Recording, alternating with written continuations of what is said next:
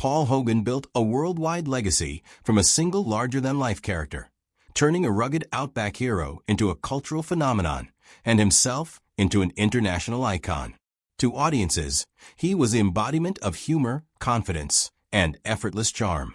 But behind the bright lights and roaring applause existed a far more complicated reality, one filled with personal sacrifice, lingering disappointments, and emotional wounds that never completely healed. His relationship with Linda Kozlowski began almost quietly, sparked by shared scenes and subtle glances on a movie set. What followed became one of Hollywood's most captivating romances. Yet the fairy tale image presented to the world gradually gave way to a far more complex truth, leaving marks on both their lives that neither could truly erase. Now, in the later years of his life, at a time when many people prefer to let the past remain undisturbed, Paul has spoken more openly about the marriage that helped define his public image while also pushing him to his limits. Their love story was not merely a romance. It was a meeting of two entirely different worlds, each carrying its own expectations, ambitions, and values. By 1985, Paul Hogan was already firmly established as a household name in Australia. Born in Sydney in 1939, his journey to stardom had been anything but glamorous. He once worked as a laborer on the Sydney Harbour Bridge, far removed from the fame that would later follow him. Through determination and natural charisma, he rose from working-class beginnings to become a beloved television figure on The Paul Hogan Show. His down-to-earth personality, quick wit, and relatable humor made him a national favorite. However, by his mid-40s, he was ready to pursue something bigger. Hollywood became his next goal, and from that ambition came Crocodile Dundee, a project he co-wrote and headlined, risking his reputation and finances on its success.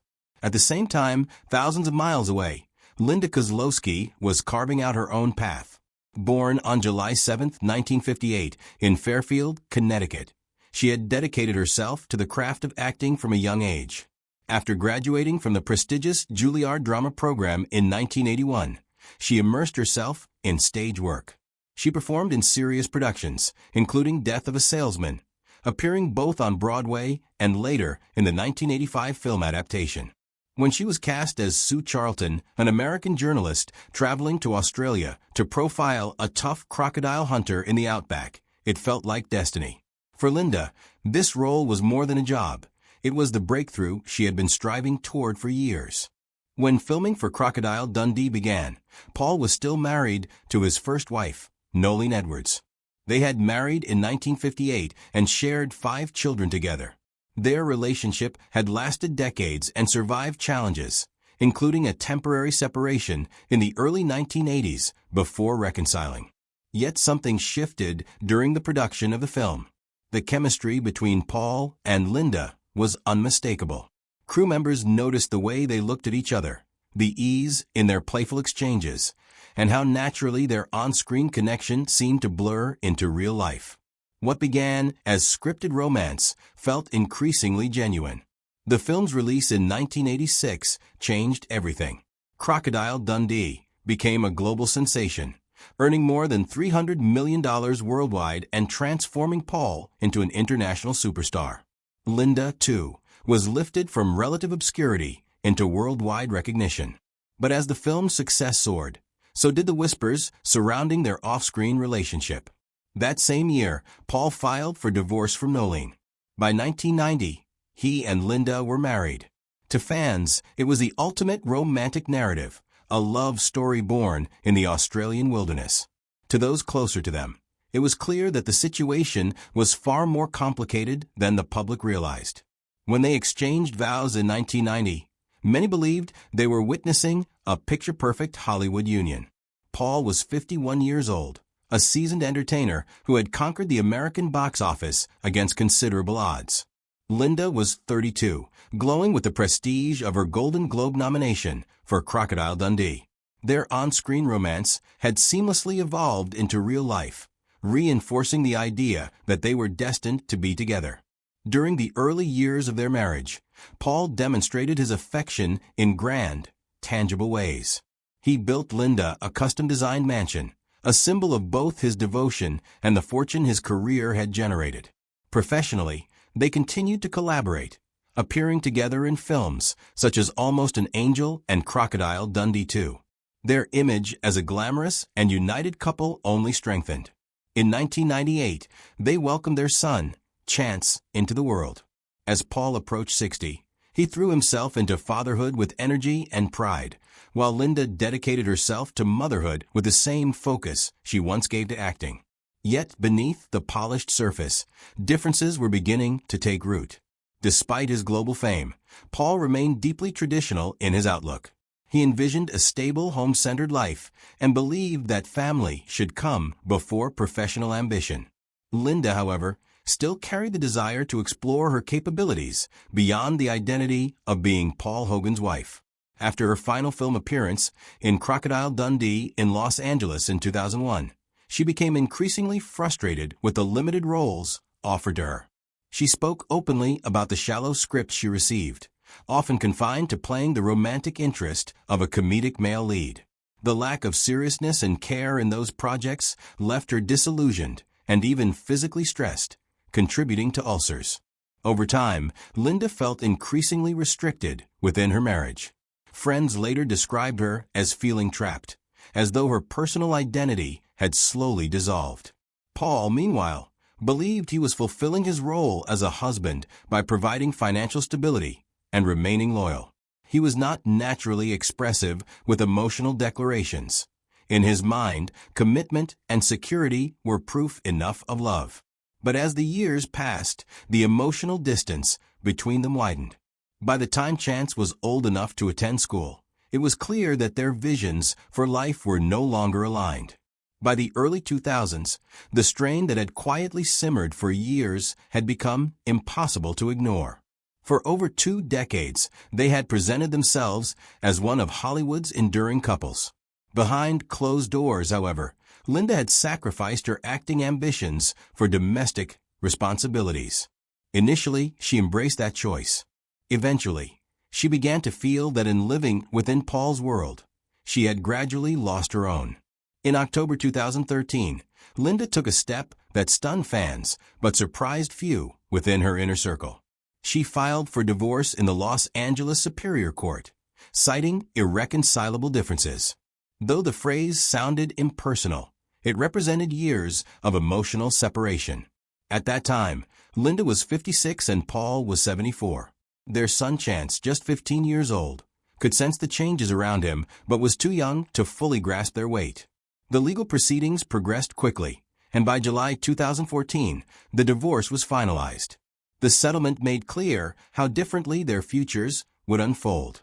Paul retained complete rights to the Crocodile Dundee character and the production company associated with it, underscoring how closely his identity remained tied to that role.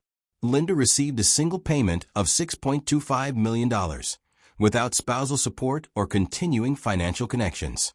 They agreed to share custody of Chance, and Linda was allowed to remain in their Los Angeles home for 4 years or until she remarried.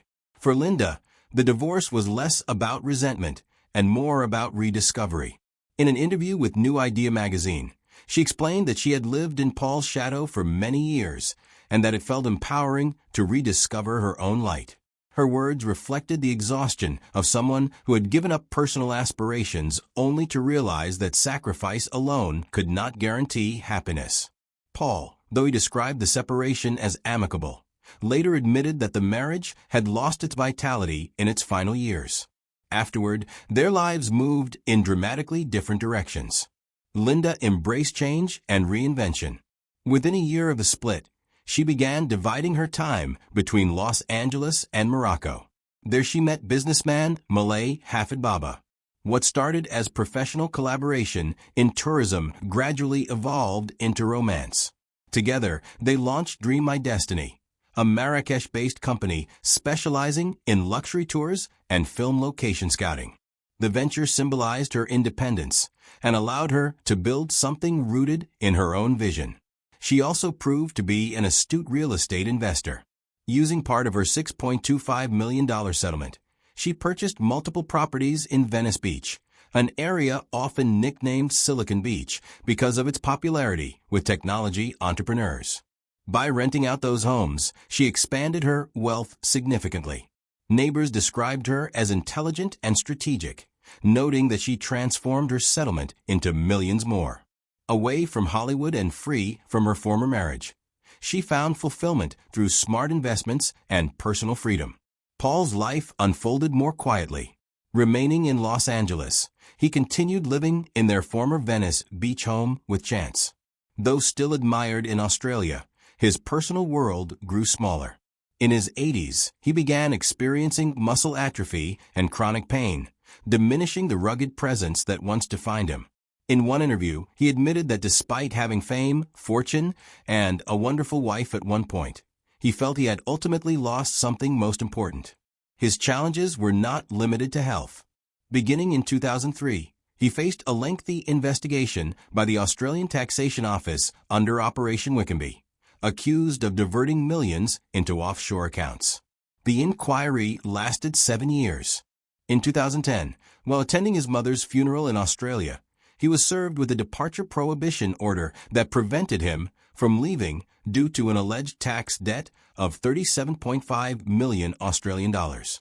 He consistently denied wrongdoing. Charges were eventually dropped in 2010, and a confidential settlement was reached in 2012.